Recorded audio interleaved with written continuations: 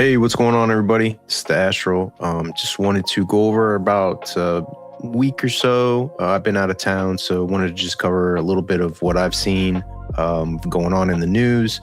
A couple new players have been kind of popping up in the scene recently, so I wanted to go over some of the newer clips. But I think it's been interesting because we're so focused on disclosure that a lot of this other media stuff, when people come in, it's kind of surprising. So we'll just go into the first person right here is Dr. Phil. So Dr. Phil, to me, is somebody who is surprising to come on the scene in a way, but also maybe not so surprising, where he's giving more of a broad approach. People who might not be interested or even knowledgeable about the topic can come in through this, kind of approach and lens with Dr. Phil's talking about. But I think what he says is kind of interesting. He just had a recent interview with Chris Mellon and Bryce Sable, which I actually enjoyed. I think Bryce did a great job of really explaining more of like the public sentiment of what's going on and our expectations.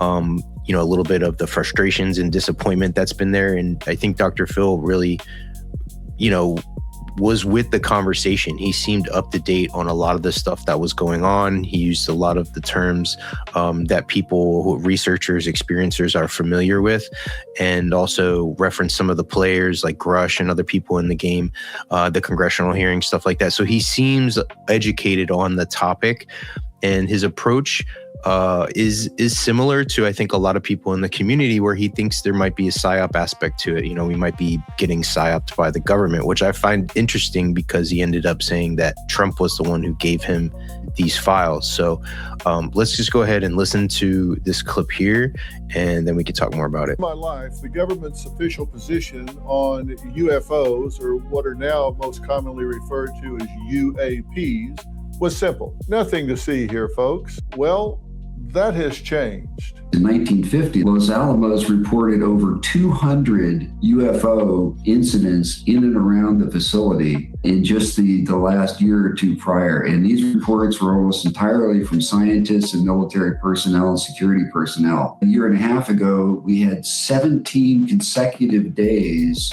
of objects flying over the Air Combat Command in Langley, Virginia, to the point where they had to actually evacuate an entire squadron of F-22s. So the Air Combat Command couldn't control its own airspace and had to remove our most advanced fighter aircraft, which have a mission, among other things, to protect the nation's capital. Stay curious, not fearful. Demand evidence, not hide, because the American people can handle the truth, and they deserve the truth. You deserve the truth. So he's become a little bit of a spokesperson here, and will be interesting to see how forceful he is in the topic, and just talking about evidence. The last part, he's like, demand the evidence. And I think that's going to be the one thing we'll be curious to see, if he's really holding account of the people who he might start having on with interviews. I know Ross Coulthart in the last reality check in the very beginning of the show said he just got off the phone with Dr. Phil.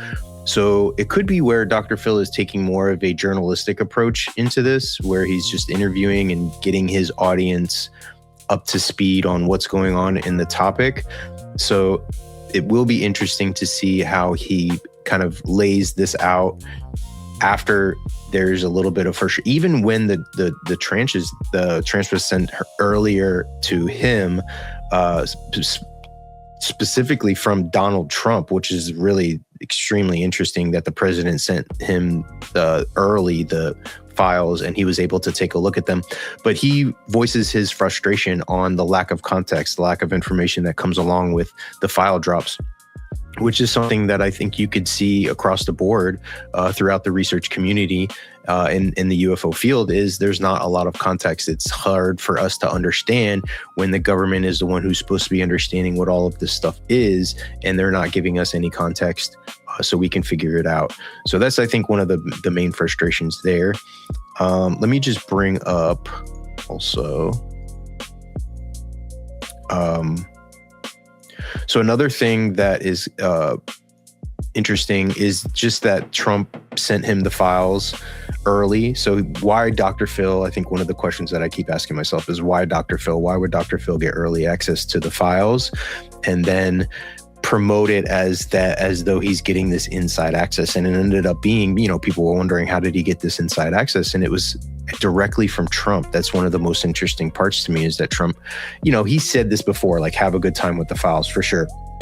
But to find out that he's like personally sending them the files early so that they could promote, whatever it is, their interpretation of what they think it is. It's just it's a strange approach.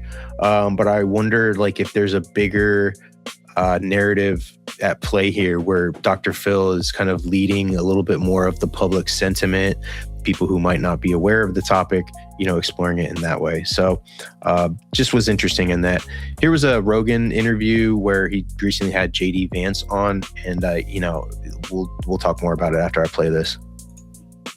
Rush and a lot of these other people, that there have been crash retrieval programs. Okay, and I've talked to Dave before. I think I called him actually after he was on your podcast.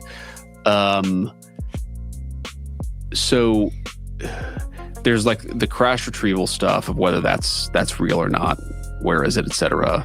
There's the videos, right? There are all of these videos, some of which have been released and declassified, that seem to me show some pretty weird stuff. And then there might be other pieces of evidence as well. I'm not saying there is or isn't. I just don't know. I try to keep an open mind about this stuff. All I'm saying is I'm fascinated by it. I don't have like some secret sauce, at least not yet, that tells me what's true and what's false. I'm just saying this is something that I'm interested in, but it doesn't, it's because it's like anything in life where, do I have to figure this out this week? No. So I'm going to do the things that I have to, like negotiate with the Iranians and try to get this bill passed. Look, we've got remains of space aliens and we're hiding them. Then there are a million possibilities for that. What would explain it, how it would have happened. I am skeptical that's true. And the reason I'm skeptical that it's true that we have the physical remains is not because I don't think that's something that like is physically possible, or that the government's willing to do and able to do a lot of crazy stuff in our history and the history of all governments. I am skeptical of the competence. I actually made this point to Dave when we talked, and I think he's a very interesting guy. So I don't mean to insult him or say I disagree with him about everything, but I made this point to Dave when we talked. It's like, if we have literal space alien remains in the custody of the United States government, there is no way that wouldn't leak out in some way. Yeah, I mean, it'd be great to, I don't know, maybe go and check the actual files. Like he said he was going to do the last 4 interviews in which he referenced the exact same thing. That's probably the most frustrating part, is this like constant teasing, like he's really interested in the topic, is not familiar with anything. He wasn't familiar with age of disclosure, any of the cases that were brought up. He's just talking about it in this demon sense. Like, he's giving his opinion on it and is one of the only people who is in a unique position to actually check in on the files. And so to me, it's almost a case where, don't ask the questions in which you don't want to know the answers. This might be a situation where JD Vance knows there's a lot of stuff that would conflict with his religious views, his outlook, his political views on this. And I think he's just avoiding it at this point. To me, he's just avoiding actually looking into the file. Like, I got more pressing issues. Like, of course, the war stuff and global issues that are pressing. But I bet you can go through his schedule in the last 2 weeks, last month, and find an opportunity to look into the UFO files. I mean, my God, dude, like, to be able to have this front, like, you're so interested in the topic, and I think it's this, and this is such a deep thing, and I'm so interested in this, and then to just not look in the file. This is like 2 years running where he's using this excuse. And I knew as soon as he went on Rogan, I'm like, I guarantee you he says this thing where, like, I haven't looked into the files yet, but maybe I'll get it. And let me find the thing. Let me go on my page real quick. Gerb has a response. UAP Gerb has this response to him. So I want to see. I want to bring this up because Gerb addresses the statement where he says he doesn't think the government would leak, that the government is so competent that they would be able to hide this. In the world. So this is Gerb's response. Goes on the most popular podcast in the world and talks about the topic of UFOs, UAP. That's going to grab some headlines. So to start, JD Vance spoke that, of course, if the U.S. government is indeed in possession of recovered non-human intelligence technical vehicles or the associated biological pilots or occupants, that there's no way this secret would leak. I would certainly contest that argument and say that this sort of secret has leaked plenty of times in the past. We have former Air Force Major and very seasoned intelligence officer David Grush, who testified in 2023 before Congress about the existence of coordinated crash retrieval, reverse engineering programs, and monitoring programs of non-human technical vehicles. Furthermore, quite recently, former President Barack Obama made the same sentiment. He made a somewhat comical statement and said that, of course, if the United States was in possession of alien bodies, alien craft, some industrial security personnel specialist would take a selfie with the alien. I contest this statement as well. I think the United States is extremely good at keeping secrets, has a special access program, SAP, and national program ecosystem that is completely catered towards compartmenting covert information. And all one has to do is look at one of the most covert intelligence agencies of this entire country, the NURO, National Underwater Reconnaissance Office, a completely unacknowledged intelligence agency, and reassess that sort of statement. Can the U.S. keep secrets? Yeah, so what he's saying is that it's leaked, but they've been able to keep the secret. They've been able to keep it contained. And I think that's a good way of looking at it to me is, people have been able to get information out. I don't know, obviously not any leaked photos of anything, anything like that. But I think when you get into the idea of, totally being able to keep this secret, that if these were crashes, and we've had multiple crashes in crash retrieval program and people have been involved, and that the government people within these programs want it out, I don't think you can keep that under wraps. And again, man, you can't say, JD Vance is saying this when he has the opportunity to look into this. So he can be like, I've looked into this. There is no crash retrieval. I've looked at the files. I've done, instead it's like, I'm going to do this, but here's my opinion on what I think it is. It's totally wrong approach, I think, especially when you're in a position, time's running out, dude. If you it's going to get to a point where you've got other pressing issues that have to get taken care of and you can't look into the files anymore. When you've had the luxury of having the last couple of years to be able to go in there, take a couple of days, go in there and really break down these files, you just haven't been able to. So, I expect more of the same. All right, new player in the game. We're talking about James Franco. This is just, I think, this is such a weird set of circumstances where James Franco, and even in the beginning, I think he was hinting at something was coming up, something he was involved in. Here's an alien video of some, basically a home video of the alien coming in. And as soon as you see this, you're like, all right, this is going to be some bullshit. This is fake. But what exactly is he doing? And, he's talking here. He's got the alien in the background. Anybody taking this serious at this point, whatever. You got to work on your discernment a little bit. And then it culminates with him basically confronting the alien.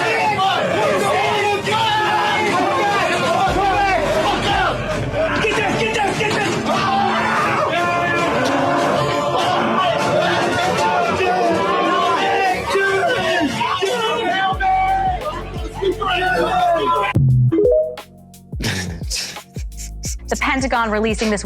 Just wild. I don't know what people think about it. Some people were upset that this whole thing was I expected it. I think people should have expected it coming from James Franco, that the age of TikTok, the age of Reddit, the age of Instagram, for credible information to start from there, to start from those social media platforms is just so unlikely with the UFO topic. I think it's going to reverberate. It's going to echo there. It's going to be shared all throughout those platforms, but I am extremely skeptical and wary when I see information that's sourced through, TikTok, this is where it happened, this is where they dropped the video. And I think that's almost shows of why journalists like Ross Coulthart and Jeremy Corbell, Michael Schellenberger have positioned themselves to be able to release the information for supposedly for credible. The credible information would go through George Knapp. I would rather the information go through George Knapp than to come out on TikTok, than like a random TikTok account. It just it would help the actual credibility of the case of what they're trying to present if it was presented through a reputable journalist than if it was just some social media account dropping the news or dropping the video. And we get a lot of not straight nonsense, I think, through social medias that is shared. And I'll go over this other thing, this trend that I think is picking up. This wave of here's it. Let's just go into it right now with Chris Bledsoe. So let's watch this.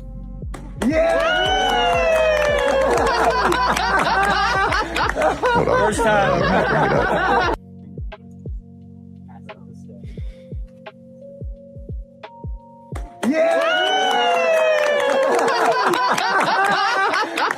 First time. Let's watch it one more time.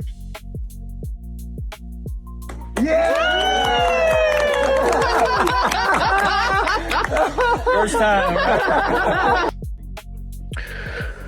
So there's not a lot of context added to what exactly is happening here.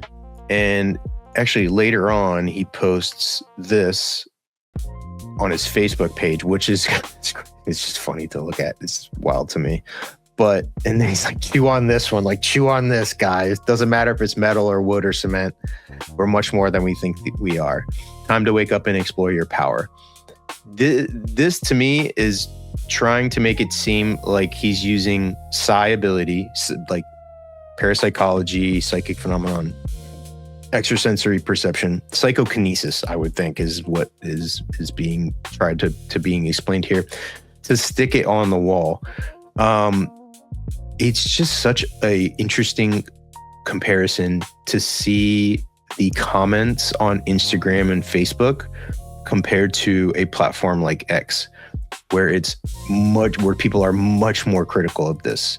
And I tend to resonate a lot more with the people commenting on X about this, because the Instagram is like, oh man, psychic powers. And like, look, I've been studying psychic phenomenon for 20 years. This has never been involved or been a thing. And if it was, there would be journal articles already published about it. This just seems like such a parlor trick gimmicky thing that, again, it's starting on TikTok, it's starting on Instagram, trying to front like it's some serious thing. And I've talked about this quite a bit in spaces when it comes to, like, we talked about it in my last space of the credibility of the topic is not going to be done through demonstration. It's just not. Like, people demonstrating things that are then questioned for the credibility. And if they're controlled enough, there's not enough controls. People are like, oh, the magnets on the other wall. It doesn't even matter if this is being tricked or not. I think the more concerning part is people are trying this and it's like working in a way, but it's not psychic phenomenon. It's not PK. You're not like learning about PK and then sticking things to the wall. That's not how psychic phenomenon works. And I just wish there were more controls promoted around psychic phenomenon, like remote viewing. It'd be like remote viewing if people were like looking at the photo like in the next room and were like gossiping about it, and then somebody did their submission while they're listening to them gossip. It's that uncontrolled. And I just don't want the field to be like hyped up into this demonstration type of thing, because to me, that's not what the field is at all. Like the field of parapsychology is the opposite. Parapsychologists would look at this right here, look at what was going on and be like, okay, prove it in a controlled environment. bring whatever you're doing. I'll do the controls. I, the scientist testing this, will set up controls that will be respected enough in scientific journals. And then you can do this. And then you take the video and say how remarkable this is. We're flipping it to the opposite. We're saying how remarkable these things are without even confirming it with basic scientific testing. That is dangerous when people are starting to platform themselves as like some sort of power, have some sort of power, when psychic phenomenon is a lot more subtle than that. So it's just concerning, I think. My next post, I because I went and saw this, and I've seen people do it before. There's been even in the Psy Games Intensive, they did this, which is fine. It's fun, whatever. But I think once you start promoting this publicly to other people that like this is a real psychic power, that's where I'm like, all right, man, we need to chill with this. We need to step back and really get to like the real foundation of parapsychology and psychic phenomenon, where it's not about this like showy sensationalism demonstration type of shit. And that's kind of what is starting to it's starting to happen all throughout social media with people associated with Psy, and it's concerning. It really is. But what I did is I went, so I saw this stuff going down this last week, and I'm like, man, this is crazy. Then I go over to Instagram, and it was like 7 videos in a row. I scrolled, and I was like, what is going on? There's like all these people who are doing these different things. So I was like, all right, like, let me just research this a little bit of what the alternative explanations are. And what I found was that there could be a combination of static electricity, friction, the wall surface. Like, obviously people were like, oh, they're just sticking it to the wall. I don't think they're that blatant. I don't think people would be cheating and trying to fool people that blatantly and risk, all their credibility on sticking something on the back of a spoon. I would hope not. But I think in all of these cases, you can look at different things that are done to have this stick. And they're not sticking for like ever. They're sticking for like a couple more seconds than they normally would. So I don't know, until this trend or whatever actually gets some results and some scientific backing, like I'm not big on it at all. So just wanted to mention that. There was a clip that recently I went through. Wait, where's the other one? The Pentagon releasing this wave of UAP or UFO files. Was there something from that batch of releases that surprised you?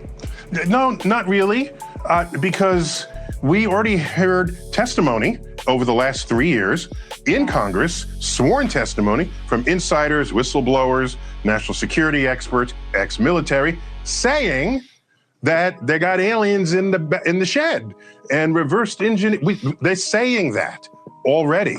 So what is it that you're going to show me in a video that is going to be more interesting than that? So my posture here, and this is where in Take Me to Your Leader, I go on at length about this. At the end of the day, my book. Is it too much to ask to bring out the alien? You bring out the alien, then no one will ever have to ask you again, do you believe in aliens? Does anyone ask you, do you believe in elephants? Now, but think about it. If only a couple of dozen people had ever seen an elephant and they came into Congress and testified, you got to believe me, there's this animal out there that's got big teeth that stick out and a big rubbery nose and legs the size of tree trunks. And say, can you draw it? And they'll draw it and it'll look really weird. And people will just say, are you a believer or are you not?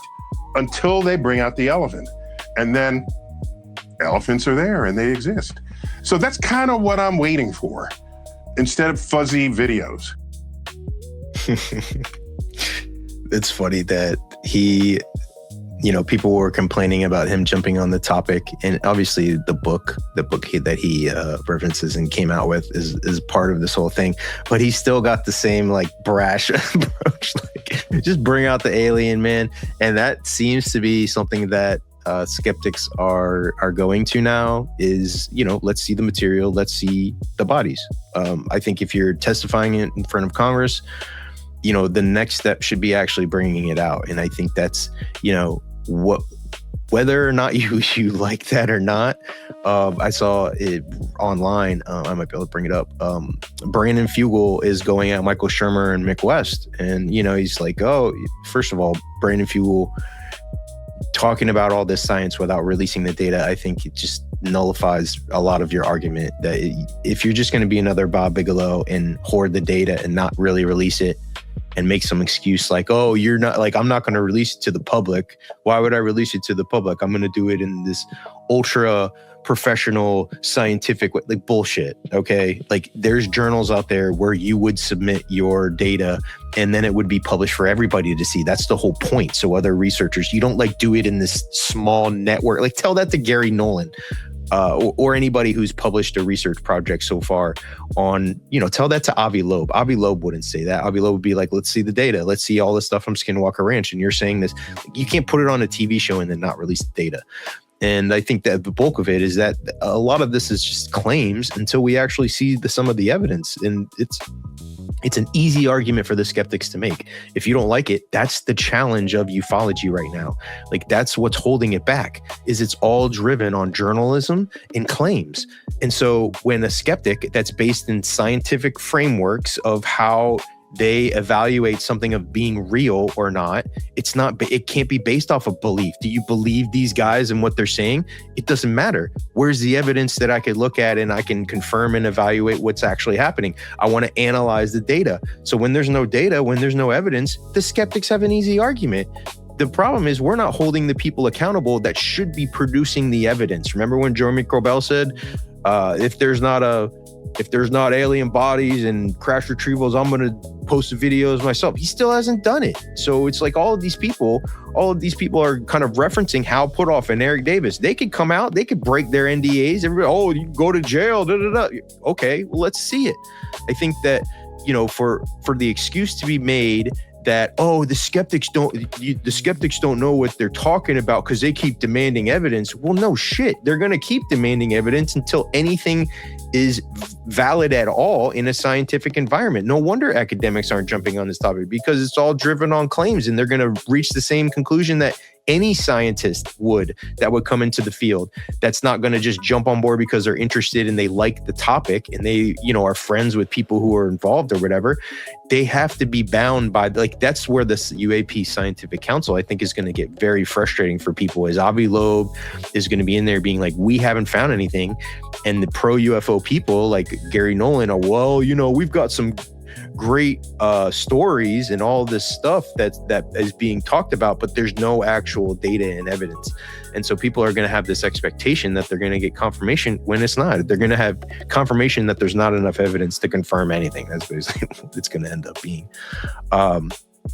All right, so past the psychic and then stuff, they began to amount what they referred to. This was actually a really interesting quote. This will be the last video that I'll show, but I found this podcast recently by Danny Sheehan. Danny Sheehan is just wild what he goes into, and just he says everything with such a certainty that I don't know. It's just to have someone be that open and talk about a lot of the stuff. But this was a pretty wild story that I want to go over. Interesting, wild claim, but interesting. So I wanted everybody to hear this. It was a kinetic program of actually trying to bring down UFOs, trying to develop some sort of scalar weapon where they could interfere with the kind of navigation of the UFOs to force them down and to take them captive so that they could have intact operational craft. And it was there that they learned that these craft are operated telepathically, which came as quite a surprise to them. That there were no instrumentation inside the craft. It was just a kind of room with seats in it, and there was a helmet that the pilot wore that actually interacted with the fiber optics in the craft. But it turns out that they discovered that in the craft itself, there are not only advanced fiber optics, which we recovered from the debris of the Roswell crash, but operationally inside the craft, these fiber optics are co-joined with brain tissue. And actual synapses and dendrites from the brains of the extraterrestrial beings through the whole process of stem cell technology, where you can generate new tissue. If you put stem cells into direct contact with actual other kind of tissue, they will replicate it. we now know this is whether livers or hearts but it could generate dendrites so that there's wiring in a sense inside the craft that are made up of dendrites and synapses from the brain tissue from the extraterrestrials. And so the ships, the craft are actually semi-sentient. Pretty wild. It's an interesting concept. Look, when you look at how if UFO craft were traveling, and I've heard the consciousness, the conscious craft before, that they're basically sentient, but haven't really seen breakdown how that would work out. So for Sheehan to say that in crash retrievals, first of all, we were shooting them down, which is a theme that's bubbling up, that's gaining steam here, is that we were trying to take down craft in some sort of way, whether or not that was successful. Sheehan is sort of insinuating that it was successful. And once we went inside the craft, we found that there were fused, carbon fiber or fiber optics with alien brain tissue. That's just crazy. But then he takes it further into saying that is how the consciousness aspect of it works, where telepathy is used as a means of driving the vehicle, is a way to the mechanism in which the vehicle is driven. So I wonder though, because experiencers talk about driving the craft and like out-of-body experiences and alternate states of consciousness, if there's some brain tissue involved there, or maybe it could be a different craft or a different mechanism in which other people are able to fly the craft, or maybe they're getting that could be an abduction type of thing, where in the abduction they're like getting brain tissue and then putting it into the craft to see if the human or the abductee is able to fly the craft. Like that would be pretty wild if there's people who have these brain tissues inside of these craft and they're just able to tap in and start flying these things around. Just a pretty wild thought to think about. Very interesting, I think, to just go through that thought exercise. Again, Sheehan is just so wild with the claims. It's tough to take that at face value as like actual fact. I mean, you can't take it as fact. It's just it's just so controversial of what he's trying to say. All right, just to round out and wrap everything up here, I wanted to go over, I've been really messing around with the Codex, the ChatGPT 5.6 Soul, and just building a lot of the websites. I've had just throughout the last 20 years, I've bought and held on to a lot of domain names. So just domains in which, some of them I've built the websites here and there. Some of them I've just held just because I've been kind of looking into how I would use them, but using this to be able to build things incredibly quickly, customize it, have it functional and helpful, I think, to people who would be visiting the site has been really cool to work on. So I wanted to just bring up one of the things, different things and ideas that I've been working on. But the first thing that I did was I wanted to really go through and just redo my website. I've built my website. It was theastral.com. I acquired that website maybe 20 years ago. I actually bought the website, and when I started coming up with the idea of the Astral and everything that it was going to be, I still didn't know what direction I was going to take it.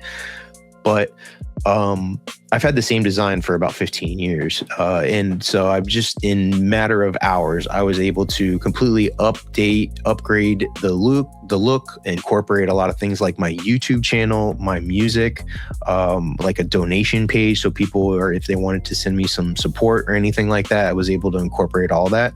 So I just wanted to go through it here and just show everybody how easy it was. And I wanted it to be a little bit more interactive, like it's moving on the page.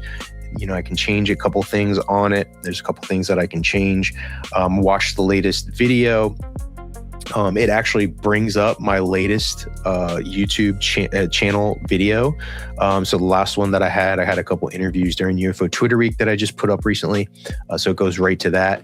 All of these are like the project. So I had a project page on my other one where it goes through like what the Astral Plane, my project, My podcast is the Echo Project, the project where we're outfitting experiencers, what direction that I'm going to take that, the remote viewing project online, my music stuff, the book that I'm writing, UFO Twitter Week. So all of these projects, and I can add projects at any time that I'm working on just to show people like what's the current stuff that I'm doing.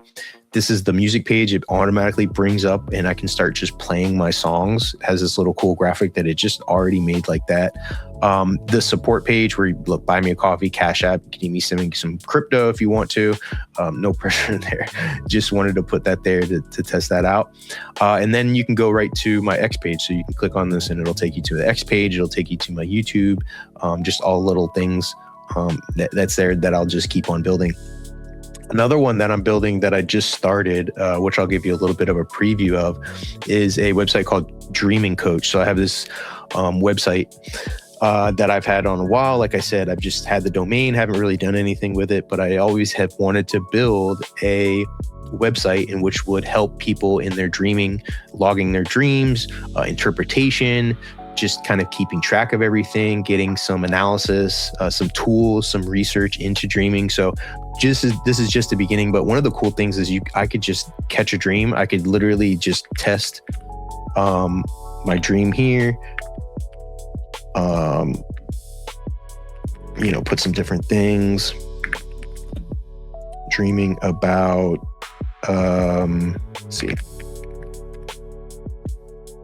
dreaming, whatever, saving the dream. So now it takes my dream and it logs in. So then when I come back to the website, I can then log all of my dreams and it'll save on each device. So this actually just incorporated that. I can add all different new dreams. I can go back and get them kind of analyzed.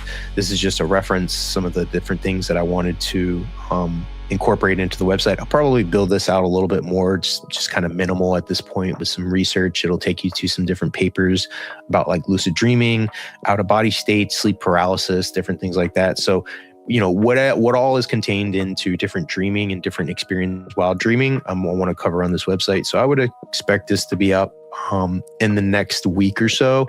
But again, it's just so easy for me to go through and build these things. Another one that I built and am working on, just want to really get right, is this remote viewing app that I've been developing. It took me 5 years. So I was building this for 5 years, trying to find a developer. I was trying to get funding for it, just to be able to build it like a social media app where people can do remote viewing and record themselves while doing it, and just could never get it done. I made a whole project, a whole outline for it, visualizations as step-by-step on app layout and stuff like that, and was never able to do it. And through using Codex, I was able to get it basically workable in something that I thought was pretty close to the idea in under a day. In one day, I was able to build it. And so I'm just upgrading and kind of piecing it together on exactly how I want. But again, really exciting. The next month or so, I'm going to try and build out some of these sites. I have a Psi site that I've been holding on to, and different ideas that I want to explore on that. So check out my website. It's on the astral.com. If you want to see any of the other projects that I'm working on, I'll have some of the new websites that I have there as well. Was going to do a video. I think I'm going to do a video, a deep dive on Dr. Stephen Greer, just where the evolution of where Greer has been and where he's come to, what he's seen in the community right now, kind of where he went wrong, and the different approaches that he's gone through, because he was the first person who I got, just got me into the UFO topic, was reading his book and then learning about CE5. So it's been interesting to navigate in coming through that avenue to see now where he's gone and what he's doing now. So thanks everybody. Hit that like button, subscribe to the channel. Going to be really going through some content the next month. Got a lot of stuff going on over at my X page, so check that out. Peace, guys.